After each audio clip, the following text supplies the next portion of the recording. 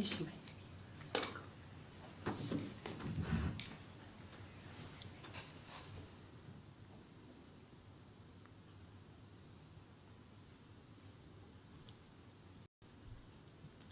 Thumbs up from everybody. All right, we will go ahead and get things started. Thank you, everybody, for joining us tonight for our first primary forum for 2022. Founded in 1889, the Fayetteville Chamber of Commerce has been providing excellent service and building our community for 130 plus years.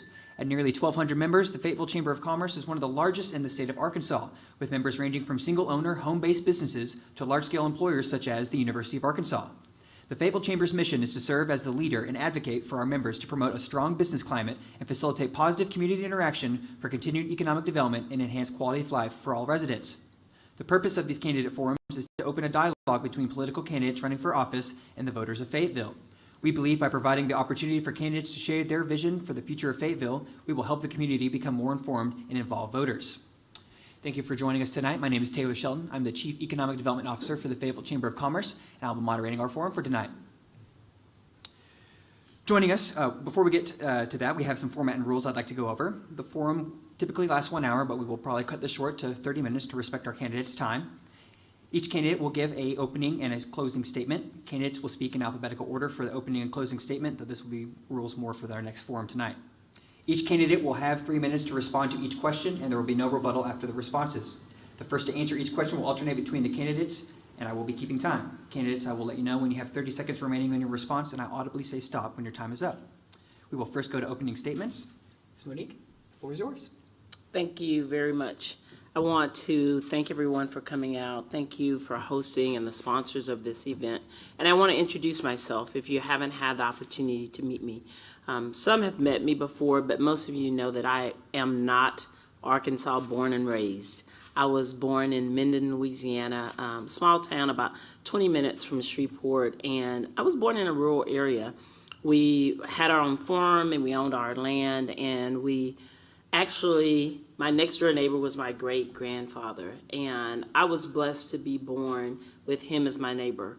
He was my first mentor, and also he was a supporter of the community. He showed me what love and community engagement looked like. It was difficult for me as a child to understand why we're dealing with food insecurity here, because we had our own gardens between each house. So it was my grandmother, my great-grandfather, and us, and between each house we had our own gardens. But I digress because I was thinking I wanted to change it before I got here, but I wore my shirt today because I came straight from the food pantry. So I serve as a minister at St. James Missionary Baptist Church, and I'm also the director of outreach for the food pantry. But it made me think of the type of boxes that we pack at the food pantry, making sure that there's fresh produce, there's dry goods, there's protein in the box. I didn't have to worry about that as a child, but we're having to deal with this now in the state of Arkansas. Is so many individuals dealing with food insecurity. I was challenged this morning. One of my volunteers did not show up, and he usually checks everyone in. So I get to meet every single person that gets in line if I become the person that's checking you in. And one thing that I notice is there is no common face. There's no common race. There's no common gender. Everybody is still suffering from food insecurity in our area. I talk to moms, I talk to dads, I talk to grandparents that were there trying to feed their grandkids that they're raising because their parents died during the pandemic, and they're trying to feed them. And they're struggling because in the state of Arkansas, there's a limit on SNAP. So you can't make more than $2,250. $2,250 cannot be in your savings, and you will then be disqualified from SNAP. So the question is, do we save for an emergency? Like a tornado that just ripped through our area, you have to choose. Do I save for an emergency which will disqualify me from SNAP? Or do I spend everything I have and keep nothing in my savings in order to feed my family? Because that's the only way I'm going to get qualified for SNAP. That's sad that we have to make that choice. And so that's one of the issues that I'm running on is combating food insecurity and doing something different with the federal dollars that we are receiving in our state. We're one of the richest countries, and we're struggling to feed our community members.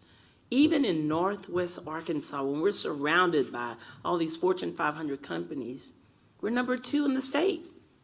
And that's sad to me that we're having to find different ways to feed our community. And we're not just doing it as a church. We're not just doing it as nonprofits. Everybody's coming together to try to combat it, but as a government, we can do better with supporting our community.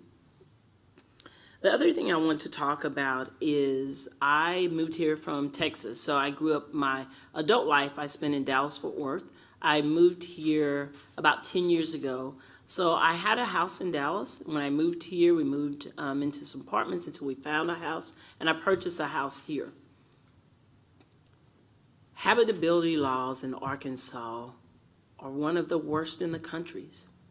And it's sad to me. Another thing that I see at the food pantry is understanding people coming up to me asking for tents so they can sleep outside. I've seen individuals that actually took jobs at McDonald's. They were homeless, and 3 homeless moved in together. They all 3 worked at McDonald's to get one apartment because they couldn't afford it just on making wages. And I hear it all the time. Get a job at McDonald's. They're giving a $500 bonus. What is that supposed to do when the rent on an apartment starts at $750 for a 1-bedroom? But I was so glad to see that they pooled their resources to go in together to get an apartment to be able to help out each other. And so the least that we could do at St. James was help fill their pantry, help them get household items, and then help them connect with community resources in order to get their bills paid. And I even tell individuals, when you get a job, still come back and get food. I don't want individuals having to make a choice. Do I buy my medicine or do I buy my food? Do I pay my bills or do I buy my food? Why is that a choice? Why are we to a point where we cannot support our community members where they have to make a decision?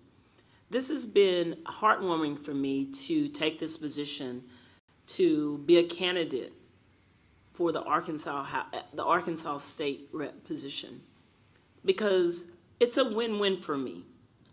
Going and knocking on doors and meeting the community has been amazing because you hear the issues. But I've met several elderly, when they found out what issues I'm running on, they were able to share with me that they were dealing with food insecurity. How many people are suffering in silence? I'm sure their families don't know. I'm sure their children don't know that they're having to make that choice, whether or not I buy my medicine today and or do I buy food. But I was glad that I was able to be out there canvassing so I can share the resources that 211 and St. James have collaborated to do more food deliveries. During the pandemic, we increased our food deliveries and our food distribution over 600%. When I started doing this before the pandemic, had no idea this was about to happen. It was about 75 people we used to feed 2 days a week on Tuesdays and Thursdays. During the pandemic, any given week we could have served 650 individuals up to 700. And that's families. I'm not talking about the total numbers in those families. If you multiply how many men, women, and children in that household, that number could be up to 1,500 people that we are serving on a weekly basis. And why do we serve weekly? That's also a complaint that we heard in the community. Most food pantries you go to, you can only go once every 30 days. Show of hands in the room that only go to the grocery store once every 30 days to buy groceries for your own family. I can't even raise my hand because I go every week. So how's it fair that our community is forced to say, you can come to this pantry once a week, once a month to get food, and it needs to last you the whole month? No. So I think of it, how would I want somebody to treat me, my mother, my sister, my brother, my dad? How would I want them to show up for me? So then we opened our doors and said, you can come every single week to get food if you need it. And if you take too much, make sure you share with your neighbors. Those issues are true issues: housing insecurity, food issues, and another issue that touches me to the core is our education. I am the biggest advocate for education. I have 7 children and 8 grandchildren, and I love them all, but if I'm a mama bear when it comes to education. My youngest is Anastasia. She was born with Down syndrome, but I learned at an early time in her life that if you treat her normal, she'll act normal. And you allow her to live the fullest life of inclusion. So I'm huge on that. And not in my house, but outside of my house with her education as well. During the pandemic, we know that when we went to AMI and alternative learning and working and doing your work from home, that a lot of the information was loaded onto computers and said, here it's in the Google Classroom and do it. Well, she not only didn't have the support she needed all the time, there was a gap in her education. There was not a lot of instructor-led learning going on. So I wonder if this is happening for me with a child who has an intellectual disability, what about the other children that don't have parents at home to walk them through it, that don't have instructors? So then what happens? The end of school year happens and they're promoted to the next grade. So we have this gap of education, but we still move them through. I raised my hand and I said, she can't go. I need her to stay back to learn what she missed because she wants to go to college. What about the next kid that wants to go to college and they miss something in their education? How do we help these teachers close these gaps? How do we surround them with the support they need to close these gaps? They're dealing with mental health issues. They're dealing with social service issues.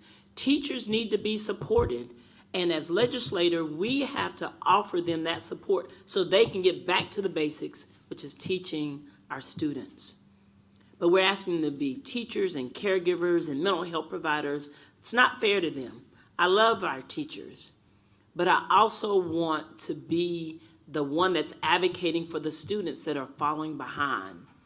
We have to do things differently and show up differently in our community for our students, to being tutors, to just asking the hard question, should they be moved to the next grade or are they missing something? Should they be offered ESY, extended school year during the summer where they can go to summer school? Some kids choose ESY because they know they can eat during the summer. So I'm gonna send my kids to summer school because I don't know if they stay at home during the summer will they eat. Once again, we're pushing people into choices and decisions that they shouldn't have to make. I am a huge advocate for teachers and education, and I'd like to make a difference in Little Rock. I'd like to advocate for that support for the teachers and the support for the students that they need, because at some point they will be our citizens walking around and they'll be seeking jobs in our community and they will help grow our economy if they learn the right way. I'm also a huge supporter of small businesses. I own my own small business, and I was thinking about the Chamber hosting this. Super excited that the Chamber can host this because when I first moved from Dallas-Fort Worth, the Chamber is one of the first places I went to because I wanted to know what's going on in the community, how can I support, and what can we do differently. As an HR manager, the first thing I did when I moved to Arkansas was connect with ORT and talk about how can we get transportation running down here in our industrial park, because I noticed that I was having issues with absenteeism in the community, but it was because of access to transportation. There's several things that transportation have access to, which is getting to the grocery store. If you don't have a ride, how are you going to eat? I'm going to stay on that one just for a minute, because in rural areas and food deserts, how are they getting back into the city to get food? You know how they're getting there? St. James is delivering food to the door, but we're not doing it by ourselves. We have collaborated with several community members to make those food deliveries from Springdale, Fayetteville, Farmington, Prairie Grove, and Lincoln, almost to the Oklahoma border. There's so many community members living out in food deserts that we're not thinking about it. But the one thing I love is their neighbors are thinking about it. And they come in and they say, hey, I see 5 or 10 members that need food. How can we get them food? We collaborate and we make sure if you will come, we will build it and make sure you get it there. And that's how you get 400 and 500 boxes, because we're going out and doing something non-traditional. Do we have a huge van of people? No, but what we have is a huge band of community members that are concerned about their neighbors and what they're going to eat from day to day. Second thing transportation impacts is, how can I get to work? And if I can't get to work, how can I eat? We're talking this domino effect. But I know if we look at these systems and these issues, it will boost the economy in Arkansas. But having access to making sure our employees can get to work, making sure they have food when they get home, little things that we take for granted will make a difference in boosting this economy here in Arkansas. The last thing I want to talk about is the changes that continue to happen since this pandemic. Is we have been supplied with ARPA funds throughout the pandemic, and those ARPA funds could be able to support nonprofits and faith-based organizations who have sustained our community during this pandemic. We have to make great decisions on how we revive our communities for sustainability. Not only will it help our community, it will help small businesses revive that were hit the hardest during the pandemic. It will help the city's economy and the state's economy if we put those dollars in the right places to refuel our economy. So I'm going down to Little Rock and I'm fighting against food insecurity. I'm advocating that we improve our education and improve our habitability laws. So if you are with me, let's go together, and I ask you to vote for Monique for Arkansas. Thank you. Thank you so much for that You're introduction. welcome. I've got a few questions, if you don't mind, we'll get to, and Yes. then we'll go ahead and release you a little bit early. Mm-hmm. Describe your experience working within your community. What is your leadership style? I lead by example. When I wear this shirt, there's not a job that I won't do at the food pantry, from unloading a truck to data entry, to sorting food, to emptying the trash. I lead by example. And I wouldn't ask you to do something that I wouldn't do myself. And if I don't know how to do it, you can better believe I'll Google it. Get my clock here ready. Next question. What do you believe to be the largest challenge facing your district in the next 2 years? I think food insecurity is truly something that's going to continue to be prevalent in all of our communities until we address it. And we address it with some sustainability issues. I'm currently working with the continuum of practice, and it's about 35 organizations that are coming together that's talking about what happens after the pandemic and what does it look like, and how can we continue to support our community to come out of food insecurity to be food secure. Thank you. Where do you see your district after your term has ended? What are your personal goals for the district? After my term is ended, I would have hoped to have changed some laws and put in some changes that would help support our teachers and our communities with some tools to sustain after it. So I'm big on advocating for teachers, but I know in the next 4 years, Anastasia is going to graduate from high school. But how do I stay connected to the changes that need to happen with our school board and in our community? I would still stay active in our community, but I would hope that some of those changes would include some dollars that go to mental health in our schools, to some more social workers in our schools, to support our teachers so they can get back to just teaching and doing their jobs. Thank you. What kind of economic development projects do you hope to see your district take on in the next year? That's good. I really would love to see our community have more affordable housing, and not affordable for the middle class. I'm talking about true affordable housing that individuals that live in our community day to day, working minimum wage jobs can afford. And not afford to just pay rent, but afford to get an apartment, pay their bills, and eat. So there's a difference. And if we did the math, what does affordable housing look like? We need to start looking at what does affordability look like to the majority of our community that needs to work in our community in some of these low-income and minimum wage jobs. So you say everybody can work. Everybody's hiring. Why is anybody out of work? Okay, so I take a minimum wage paying job. How can I live? We can't talk about one without the other. You have to make affordable housing available to everyone if we want to address the unsheltered and the housing issues. Thank you. Last question I have, and then we'll go to the audience to close things up. Describe your plans on communicating important issues to the residents of your district. You know, my plans are to continue to knock doors. I was in awe that some of my community members, when we went out canvassing, said, one gentleman said, I am 44 years old. I've never seen a candidate for a House representative knock my door and ask me what issues matter to me. You know, win or lose, I'm going to keep knocking doors and finding out what does matter to you and what changes do we need to make. Why aren't we not going straight to our members in our community to find out how can I serve you? What makes it different? Is it the roads? Is it the taxes?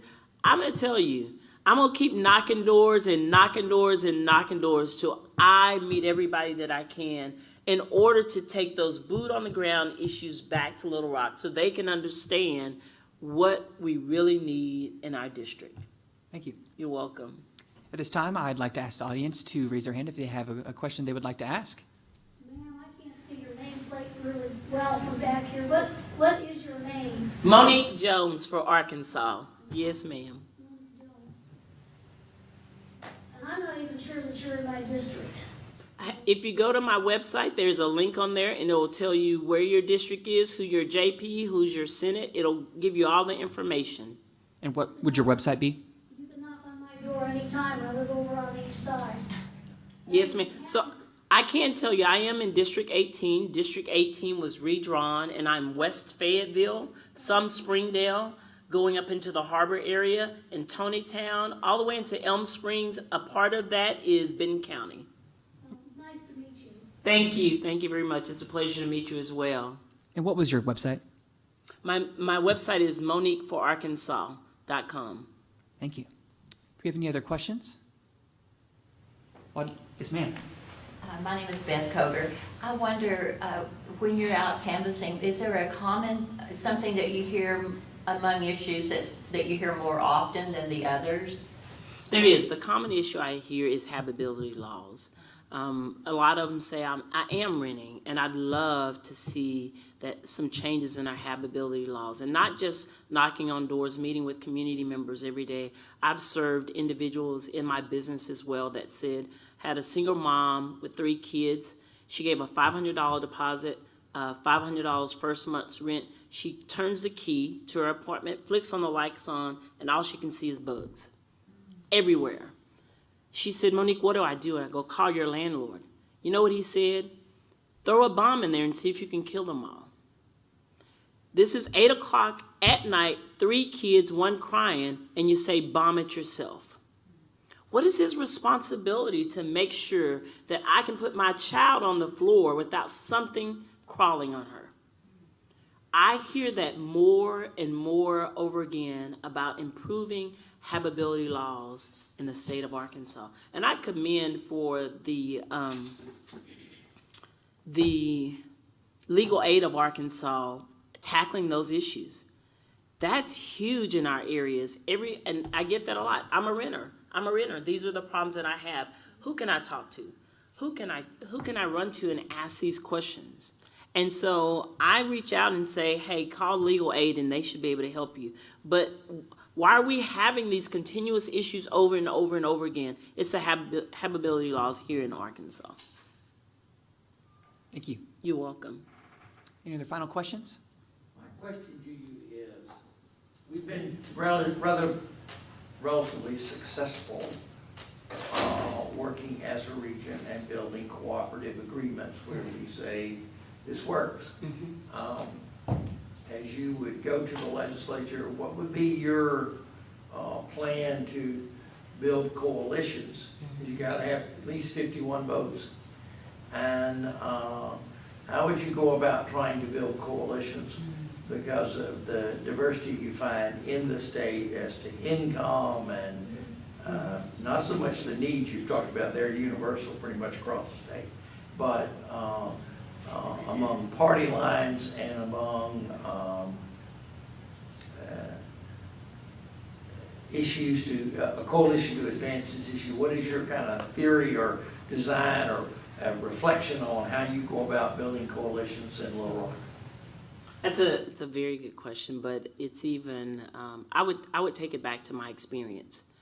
Right now, as the director of outreach for the historic St. James Missionary Baptist Church, I've built a local coalition here. I do everything outside the four walls of the church, and that's not normal for churches because people try to stay in their denomination and their religions.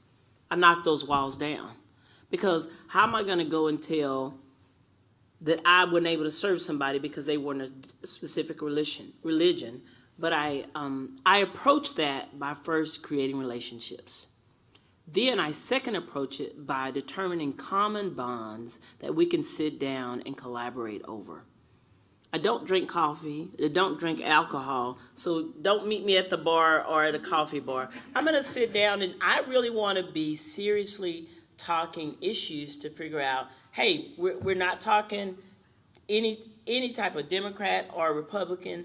I'm sitting here talking about a nonpartisan issue, and I want to put everything on the table, and I want to say, what's our common ground? How can we be in relationship first so we can understand how to work together? But that's where it starts. Everybody comes in, and they're wearing their badge and wear their colors.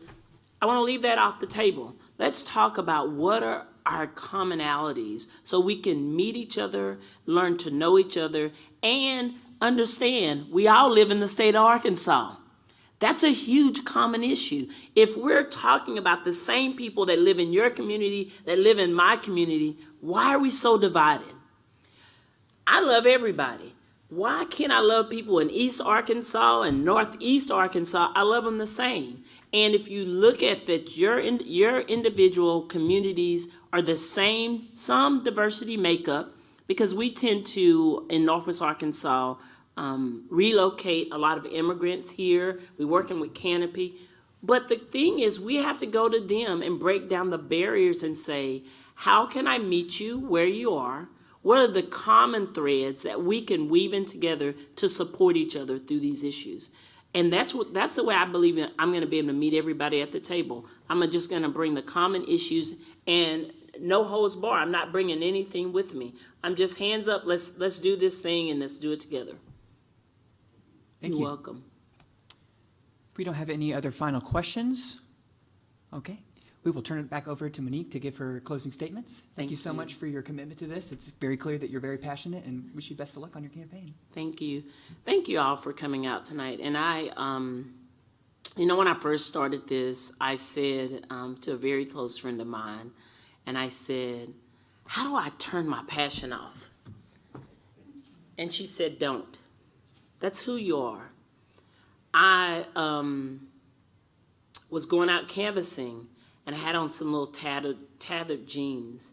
And I asked my 26-year-old, should I change? I need a suit on. Or she goes, no. Show up who you are. I will be authentically my best self everywhere I go. What I have committed to do in everything that I do is if I don't know the answer, that I will do my research, I will study, I will Google it, but you can guarantee that I'm going to bring my best self to the table to advocate for my community every single time. From food insecurity, it touches hard because when I go to sleep at night, I worry. I worry not just about my family. I worry about families in this community not being able to eat. I worry if the Northwest Arkansas Food Bank truck is going to show up on time to be able to serve the people in line. I worry if the farmers are going to be affected by the rain. I worry, and those are things that keep me up at night, is worrying not just about my family, but everybody else's family. Can I do it all? I know I can't do it all. How I can do it is in collaboration with my community members. And that's what I tend to do from here to the end of Northwest Arkansas. I've created partnerships and relationships with individuals that I know want to show up the same way for their community. And not just around food insecurity. I will be up at 8, 9, 10 o'clock at night calling and connecting with community members to make sure that people are housed, they can get in apartments, they can get in a hotel for the night, because how is it that I can be so comfortable and or privileged to say, I'm asleep, I'm in my house, I'm good? You can't. If you take that mentality, this ain't the seat for you, because we have to think of somebody other than self. And in closing, I'm huge that we as a community have to think about education and inclusion. Having a daughter with a disability does not discount her from having the access to a secondary education. It shouldn't discount anyone, race, color, creed, sex, sexual orientation. Education should be fair to everybody. If they want more, why can't we offer them more? If they want to learn more, if they want to go higher in their education, why is student loans or the cost of college stopping individuals from having the opportunity to go and learn more? There's technical institutes that they can go to. Why are we not saying, how can we help you get there and meet you there?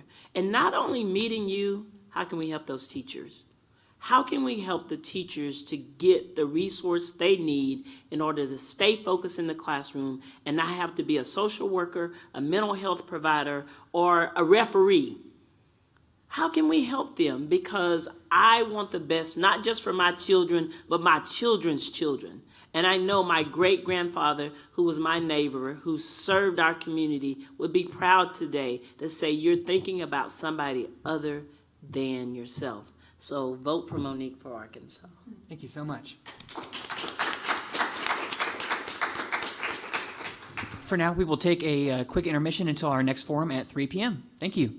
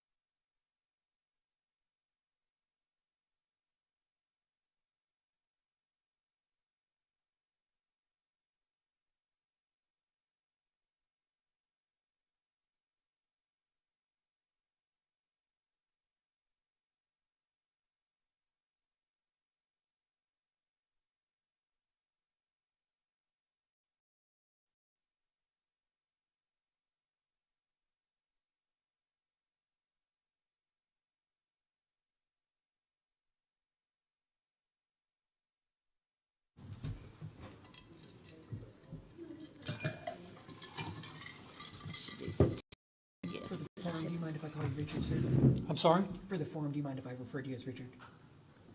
It's Richard. Do you mind if he calls you Richard? Oh, yes, that's fine. Yeah, that's fine. No. All righty. We will go ahead and get things started here. Hello, everybody. Thank you for coming out tonight. My name is Taylor Shelton, and I am the Chief Economic Development Officer for the Fayetteville Chamber of Commerce. Founded in 1889, the Fayetteville Chamber of Commerce has been providing excellent service and building our community for 130 plus years. At nearly 1,200 members, the Fayetteville Chamber is one of the largest in the state of Arkansas, with members ranging from single-owner, home-based businesses to large-scale employers such as the University of Arkansas. The Fayetteville Chamber's mission is to serve as the leader and advocate for our members to promote a strong business climate and facilitate positive community interaction for the purpose for continued economic development and enhanced quality of life for all residents.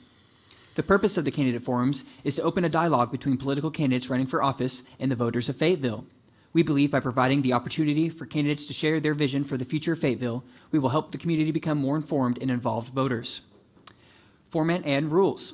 The forum will last 1 hour. Each candidate will give a 3-minute opening and a 3-minute closing statement. Candidates will speak in order as I see them here. Each candidate will have 3 minutes to respond to each question, and there will be no rebuttal after the responses. The first to answer each question will alternate between the candidates.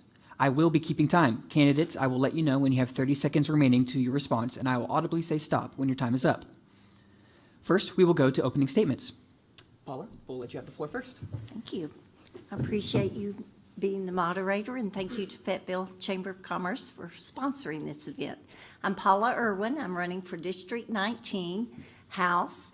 It encompasses South Springdale, Johnson, North Fayetteville, west to 112, east to Botanical Gardens 265, and then a strip on east of that, and Harbor Meadows is north of 412. I'm excited about this opportunity. I truly am. I received a call that we did not have a Democrat running in our district, and I thought we can't let that happen. Then I found out Mr. Billingsley was running. I called him and I said, hey, I think we're both interested in doing this. And he said, yes, we are. And I said, well, then we have us a primary. So I'm excited about it. I moved to Springdale in 1960. I have deep roots in Washington County. My father grew up in a small town southwest of Fayetteville called Clyde by Lincoln. His grandfather homesteaded a farm there in western Washington County, and it's been in our family for 6 generations. So we do have deep roots. We moved to Springdale in 1960 for my father to go to work for Tyson Foods, and it was a great move for our family. My brothers and I had a wonderful childhood, experiencing all the amenities that Northwest Arkansas has to offer, the parks and the pool and the baseball fields. I had 2 athletic brothers, so we were very involved and entrenched in our community life. I have 2 daughters, Hannah and Haley Herdlinger. They live on the East Coast. Hannah worked previously for Senator Mark Pryor as his scheduler, and then went to work for Facebook, and now lives in Charlotte, North Carolina. And she started her own company called Thread Talk that benefits domestic violence survivors. I attended the University of Arkansas out of high school, Springdale High School. Went to the University of Arkansas receiving both my bachelor's and my master's in music education. After that, I taught in the Springdale schools for 25 years, where I loved being able to make an impact on children and their families' lives. I think we are blessed in Northwest Arkansas with so many good schools in Springdale and Fayetteville that we just need to keep on top of it and keep them thriving and growing and staying up to date. I think that my passion for serving has always been here. I've served Chi Omega House Corporation president. I'm active in PEO, Philanthropic Education Organization, and United Methodist Women. Through my leadership in those, I've been able to make an active impact on youth, family, and children. Thank you. I'd appreciate your vote. Thank you so much. Richard, we'll now go to you for 3 minutes. All right. My name's Richard Billingsley, and likewise, I want to thank the Fayetteville Chamber of Commerce for giving us and giving me this opportunity. It's always a pleasure to see Paula Irwin. I think she's really nice, and we agreed there was not going to be any fighting. I think that tears down the the party, and we both want to support the Democratic Party. We also want to support an honest democratic process, so we're going to talk about issues and solutions to real problems that Arkansans face. I grew up in Arkansas, but I lived most of my adult life in Texas. I saw community after community really drop the ball on important infrastructure issues like mass transit and traffic control. Even progressive towns like Austin, Texas, you would think they would be on top of it. They weren't. And before they knew it, they were just overwhelmed with heavy traffic. Also, they had water shortages. They ended up with a drought, and they just didn't put a lot of forethought into things. They were reactive. Things happened to them. When I moved up here a few years ago to be close to my family, I have two sons. Jeremy, who lives in Springdale, and he's an independent book publisher, Slay House Publishing, and my son Luke, who lives in Mountain Home. I want to be closer to them.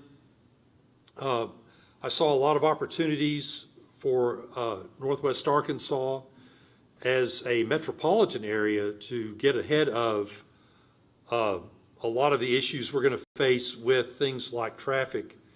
We have a lot of good bones to work with in terms of building mass transportation, and we just need to be proactive. I want to engage the community, get us talking about solutions. So instead of things happening to us, we create things, we create the kinds of future that we want to have. And I'm just really excited by this process. And I think it's something that can make us even more unique and make us attractive to business. I think a lot of business folks will be happy to see that we're doing something to be proactive. You know, 30 during the seconds. pandemic, we learned we need to reshore American manufacturing. And if we can show, say, a computer chip maker that we want to invest in our communities, then I think we'll be attractive to them. Thank you. Thank you. We will now go to our first question. Mr. Billingsley, we'll stick with you. Why did you decide to run for this position?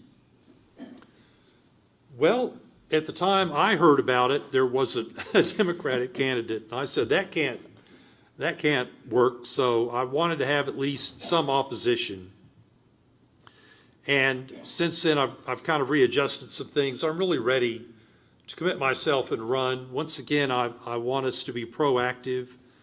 I want us to define the issues that confront us, like inflation. There's rampant, dire poverty around Arkansas, maybe not in our area, but the poverty throughout the rest of Arkansas is going to impact us here. And we need to look at facts and evidence, apply reason to come up with common sense, practical solutions to these things.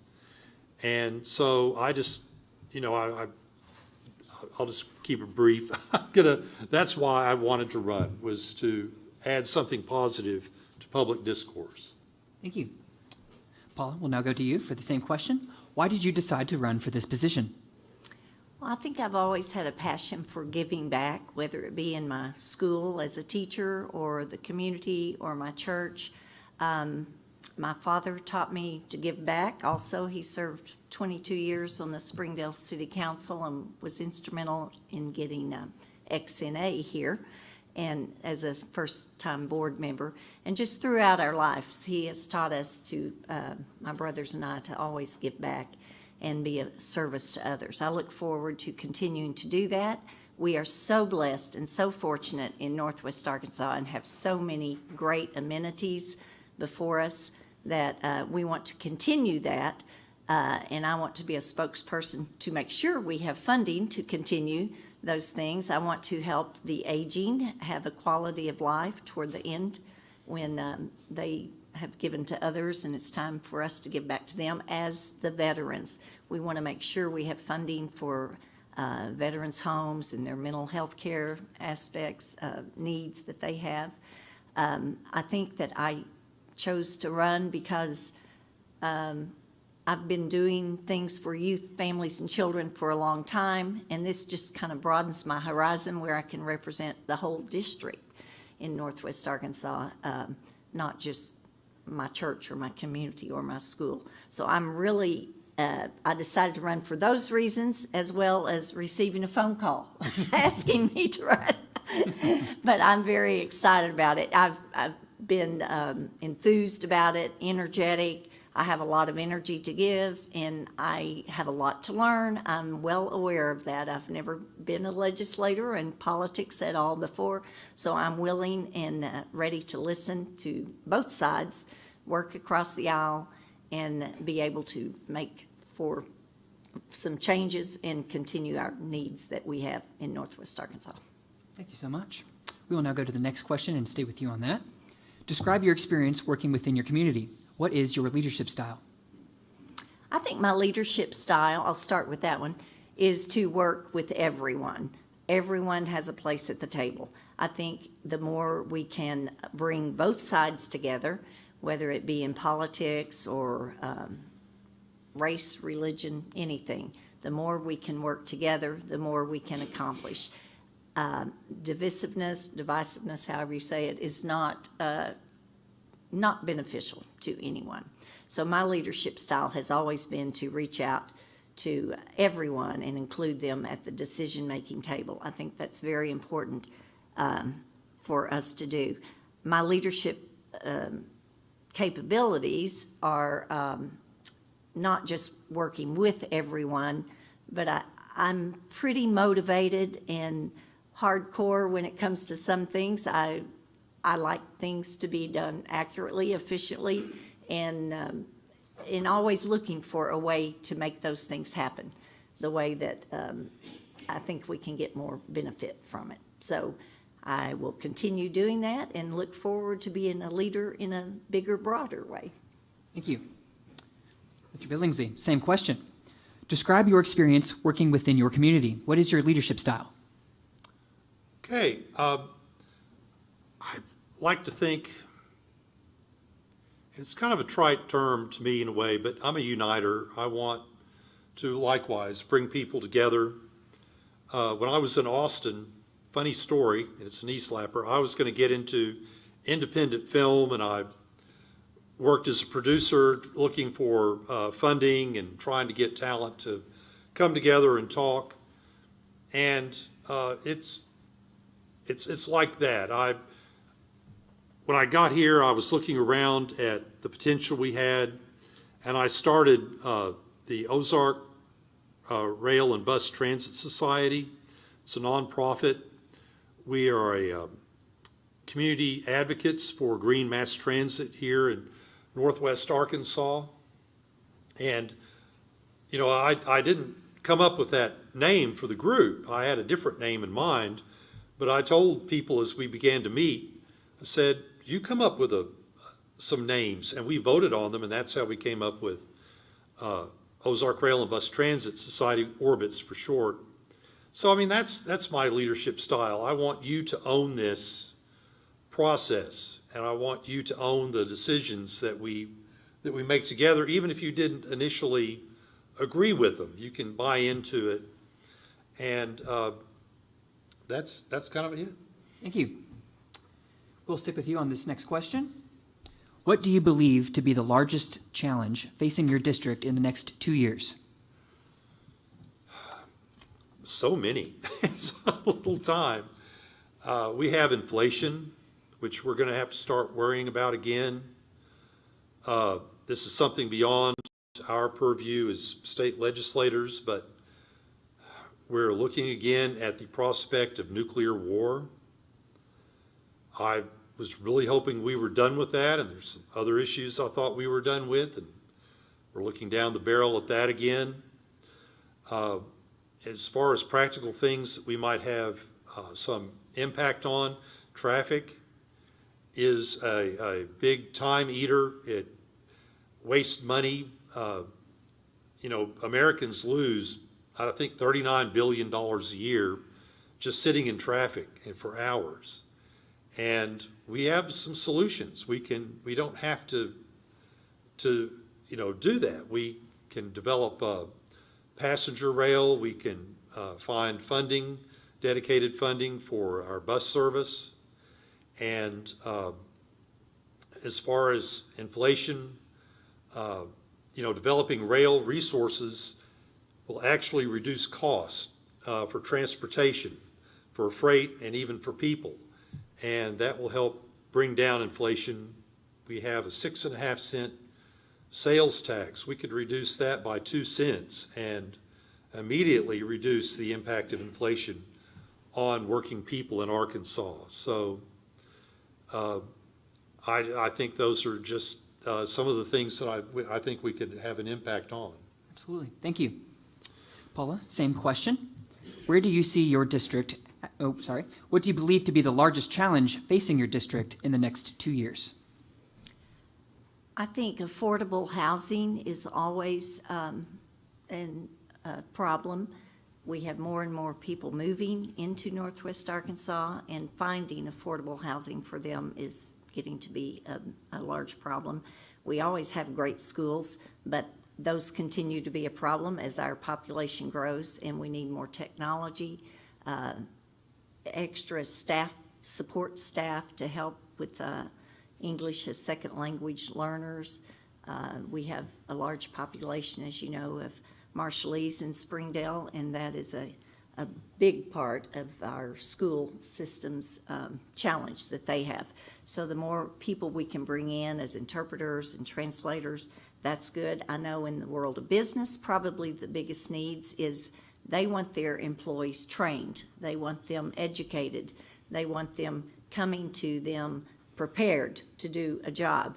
And perhaps we could incentivize those businesses with a tax credit or something that would allow them to pay for that extra training and have a mentorship program between businesses and the schools working together in partners. We have a huge hunger problem in Arkansas. Our district particularly may not be as impacted with that as others, but we always have to remember the children and the needs for literacy and the needs for food. We have food, but sometimes the distribution and getting it to the rural areas is often a problem. We do have food, but we need to learn how to disseminate it better. As I said, maybe not a huge problem in our particular district, but it is everywhere. Transportation, we need that 412 bypass to get completed so that we can move our traffic a little better through Northwest Arkansas. And if you have been at exit 72, Sunset, or 412 and I-49 in early morning and late afternoon hours, we need that 412 bypass.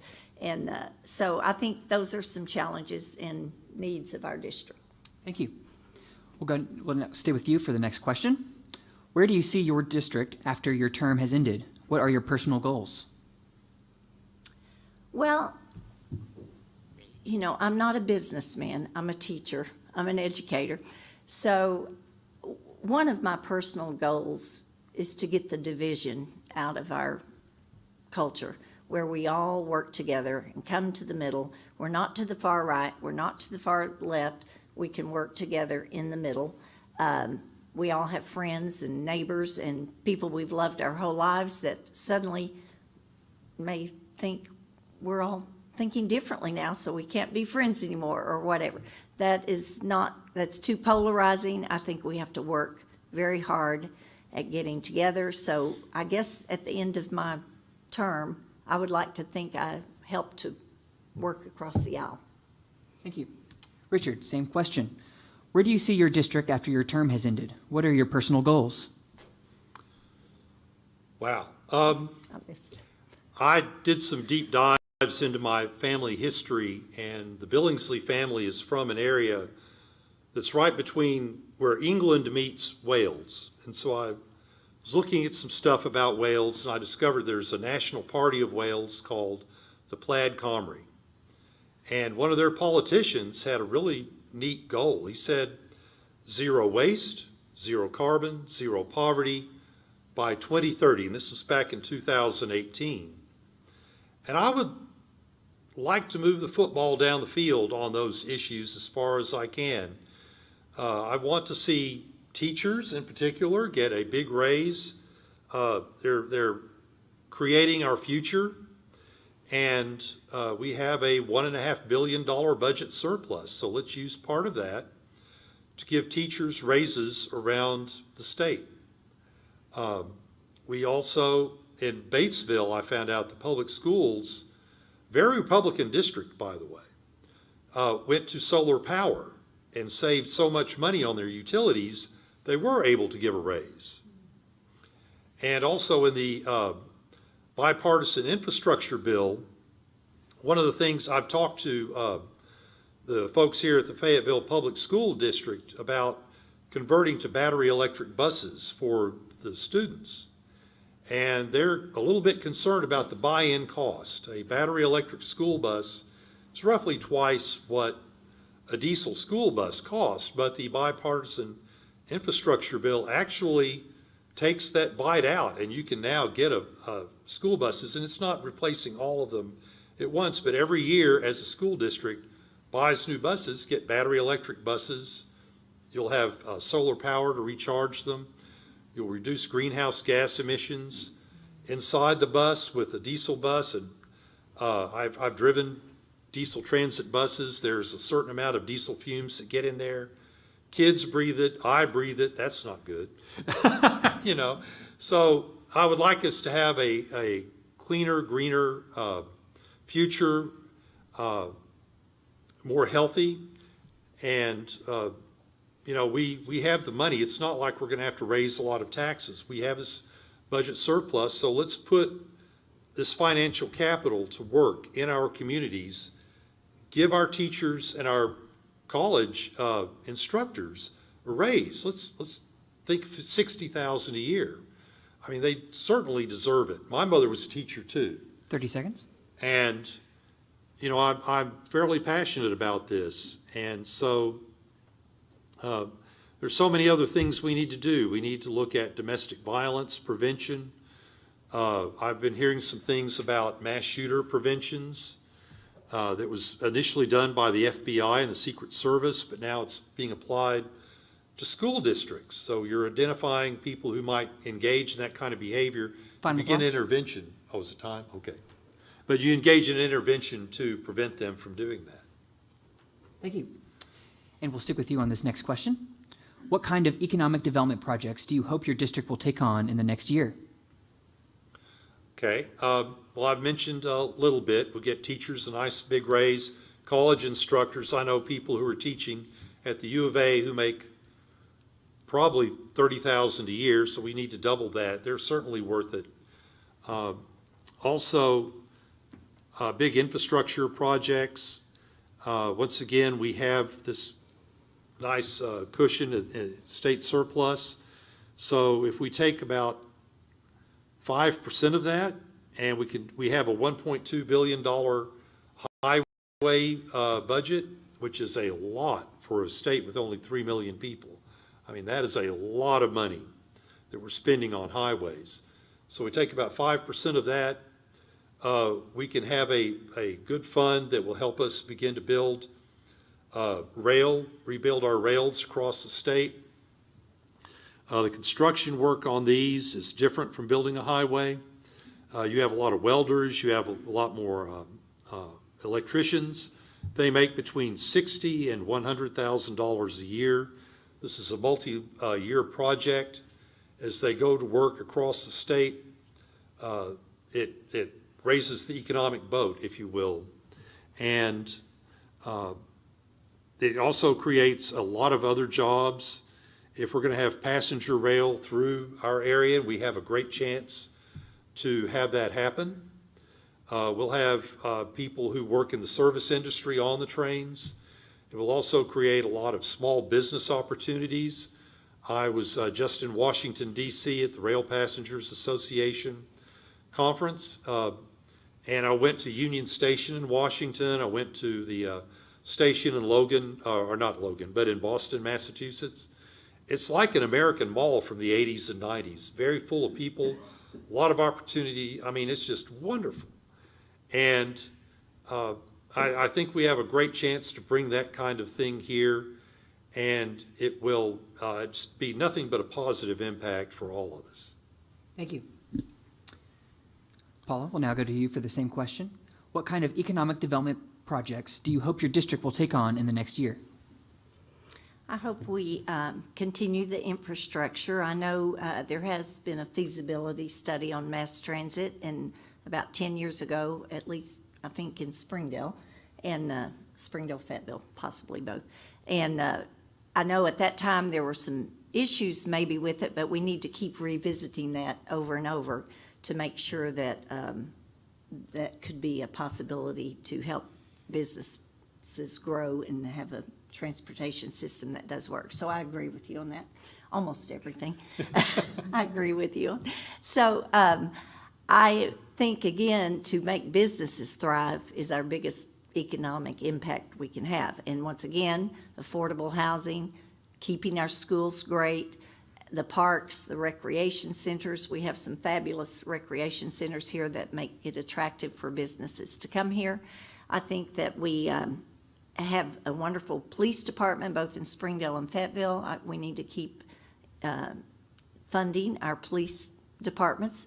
Unlike what some people may believe, we do not wish to defund the police. We actually want to help them, fund them with programs that we can interact between the schools and the policemen and businesses and make a better impact on our citizens and our businesses. The other thing, I think technology is very important, especially we learned during COVID how important technology was, especially with our students having to learn from home. We have about 110,000 families in Arkansas that are underserved on broadband, and we need to continue to work on that for our economy to grow. It's hard for a parent to work from home if they have no internet. It's hard for a student to do their homework. It's hard to communicate with family and friends with no broadband, so that's very important also. We have 500 million people to serve, and the American Rescue Plan Act and Infrastructure Investment and Jobs Act received grants to help close that gap, and that's very important that we can continue to do that. Our current state income tax between 2 and 5.9%, I think is not excessive. I think it's sufficient. I don't think we need to lower that. It would be hard to run a city government with lower taxes than that, but we might look at lowering the sales tax. 30 because seconds. that impacts the working force, the lower economy people more so when they have to buy a bed for their child to sleep in or clothes, whatever. So I think we might look at that in helping our economy. Thank you. Thank you. Last question that I have, and then we'll go to the audience. Describe your plans on communicating important issues to the residents of your district. Paula. I think communication is key with everything. With social media now, it's much easier to communicate than it was years ago. Newspapers are still very viable option. Newsletters that go out are great sources of communication. One-on-one is always the most important. It would be wonderful if we could get to every constituent in our district and hear their needs, but I plan to continue meet and greets like I've been doing on this campaign trail to hear the concerns and the needs and listen to suggestions that people make. So communication that way I think is important. I think showing up at meetings, city meetings, state meetings, whatever you can in different organizations I participate in, because I always gather something great from that. Today, Monique Jones and I just left a luncheon where we had a speaker from Arkansas United talking about the immigration and what all resources we can provide for the immigrants.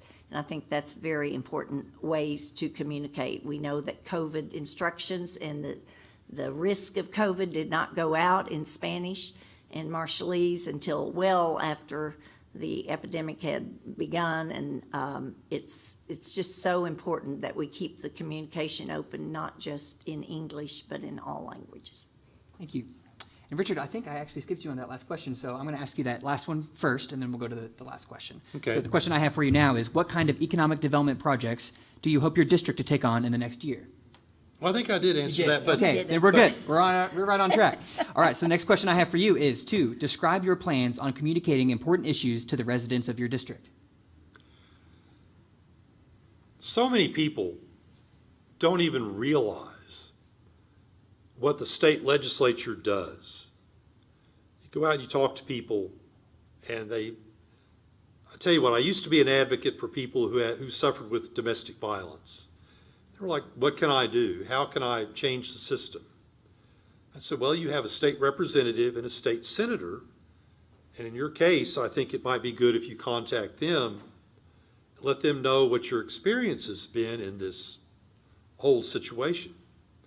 They're like, a what? What was that?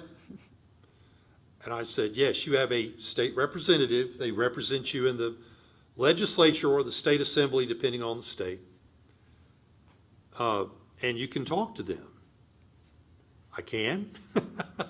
And so it's just, I think what I'm going to have mostly is a shoe leather campaign. I'm going to just have to go door to door and talk to people, let them know I'm here, what I'm running for. And I tell you what, when I was building orbits, a lot of it was during COVID. And I got a lot of good online response and some good presence. I was talking to my state senator. At the time, it was Greg Letting. And I said, how many people do I need to have in my Facebook group that you'll listen? And he said, I'm listening now. Tell me, you know. So that worked out, but there's nothing that beats face-to-face, going out and talking to people. And I think that's what it's going to come down to for me, is just go out and meet as many people out as I can.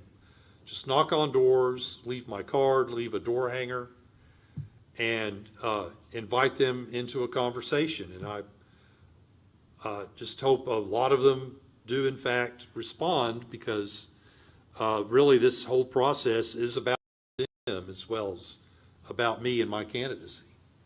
Thank you. All righty. At this point, we will now go to the audience to see if they have any questions. Feel free to raise your hand. Yes, ma'am. Thank you both. I'm Missy Kincaid with Arkansas Advocates for Children and Families. I'd like to talk or ask you both about pre-K in Arkansas. We know during COVID, a number of people really struggled finding quality, affordable pre-K so that they can continue working. And we also lost a number of members of the workforce in pre-K, which we know 0 to 3 and pre-K is critical to raising children so that they can be healthy and thrive here in Arkansas. Thank you for reminding me, because that is very important. Early child care, as a teacher, well, before they come to kindergarten, it is so important for them to have that early child care and daycare and schooling, actually preschool. So again, that $1 billion surplus would be very wisely spent on early preschool programs, and losing the teachers like we have, as we have healthcare workers in the service field. During COVID, we saw a great flight of those people. So I would wholeheartedly invest in early childhood care programs. It's a very important issue to me. I have a brand new grandson, and he just had his first birthday party this last weekend. I got to tell you, my heart is full. I am just so happy. To make him even more special, he was born on my mother's birthday. So that's just great. But his mother is struggling. She works late at night, or she did, and trying to find someone to watch him while she goes and works a late night shift where she can make a little more money and provide more for him and be less dependent on the rest of the family. And he's not going to miss her at night necessarily, because, you know, he's so young. And that is a real need. And I agree that, you know, I don't want to give the impression, well, whoopee, we've got this big surplus, we're going to blow it all on one thing. We need to very carefully take it and divide it and apply it to different things. You know, when you invest in things like pre-K and early childhood education, or even just child care, so somebody can watch our babies while we work, the money comes back to us. It's not just money that's thrown away and spent by an evil government. That actually creates more wealth in the community. I think it comes back like 1.5 times. So, or 2 times benefit that comes back, especially when you consider that people can go out and work and not have to worry about what's going to happen to their child. And also the child development is very important. A lot of kids aren't talked to at home. They're not read to. So you have good pre-K care. You have a professional, or I guess a semi-professional, whatever, but professional to me, sit down and read to a child. That is so important in a child's development, their psychological development, their healthy development. And it hopefully will also increase their chance of becoming a reader when they get older. So once again, we're boring because we agree on so much, but that is just really a priority of mine. Thank you for the question. Do we have any others? Yes, ma'am. The public health emergency will be ending soon, and we have a backlog of Arkansans who need health care. Just want to hear your thoughts about how you will ensure that all Arkansans have access to quality, affordable health care. You want to go first? Richard, we'll go with you first. Okay. Okay, that is a good question, and I'm pondering that myself. One of the things I've noticed the last few years is that healthcare costs have gone up. There's a lot of talk about inflation, justifiably so, but functionally, there are different sections of our economy that have been hit hard by rising costs, and one is healthcare. And I recently, the last couple of years, have gone out and just gotten some consultations or some treatment for some things. Thank God I came through okay. But good grief, the eye-watering bill I got after that. And I have really good health insurance. So I'm wondering, and I'm wondering if maybe at the state legislature level, we'll be able to increase access to a public option so that people who can't afford private health care can get into Medicare, can just, I don't know if that has to be done at the federal level or how that works, but I do want to find out, and I want to find that because that impacts me too. Okay. I think we need to keep the Affordable Care Act. I know there's oftentimes that is wanting to be taken out, and I think we definitely need to keep that. I would work on any committee that had anything to do with lowering prescription drug costs so that our health care was more affordable. We've got to have more mental health care options, and I would be delighted to serve on any committees or studies that are addressing that issue. So I'm new, as I said, so I'm not a legislator yet, but I have much to learn and willing to listen, and will always support lowering our health care cost and drug cost. Thank you. Any other final questions before we go to our closing statements? All righty. Richard, we will go to you first for your 3-minute closing statement. All right, well, I really hope you'll vote early, and it starts May 9th, to avoid the rush on May 24th, because I'm really hoping a lot of people show up to vote.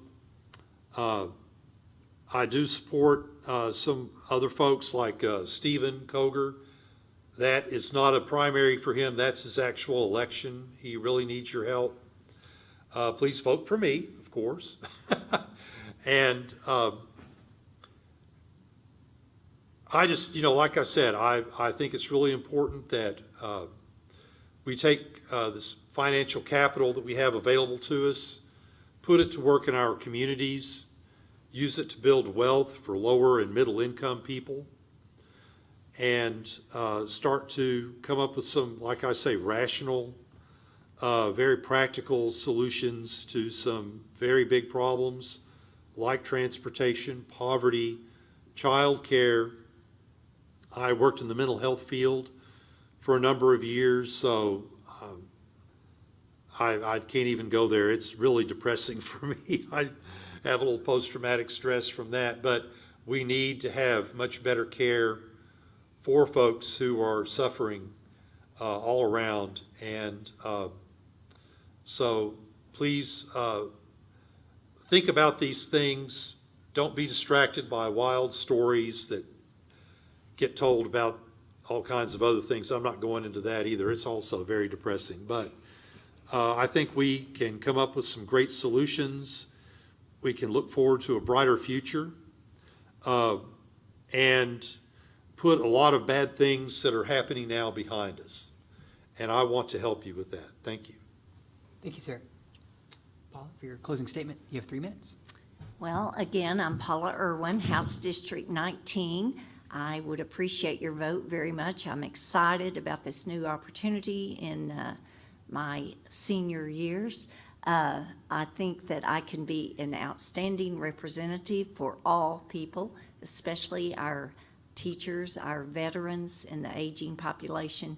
Our veterans, which I didn't get or forgot to talk to about as much, have given so much for us, and we need to remember them in giving back to them and provide them a quality of life at the end of their life. They have an amazing skill set. We need to utilize them in our workforce when they're available and want to and are healthy enough to continue to work. And I think everything that we can do to place these veterans, as well as juveniles that have been in trouble, anyone that has had an issue in the past that needs some help, we can mentor them. Our veterans come back, we need to help disseminate them or assimilate them into the community by giving them jobs and helping companies hire them when possible. I think we are an excellent, excellent place in Northwest Arkansas. We are the envy of all of Arkansas with our great schools, our parks, our businesses, our cultural community. We have so much to give and so much to offer. So I have nothing to say negatively about this area. I only want to keep it great as long as it can be and be a spokesman in the district for Northwest Arkansas. Thank you. Thank you so much. Round of applause for our candidates. Thank you so much for both of you taking time out of your busy schedules to come and visit us here today. We really appreciate it. Good luck to both of you on your campaigns. Thank you Thank so you. much. Appreciate it. Oh, yeah. All the best. You too. Thank you for everybody for joining us. Get home safely.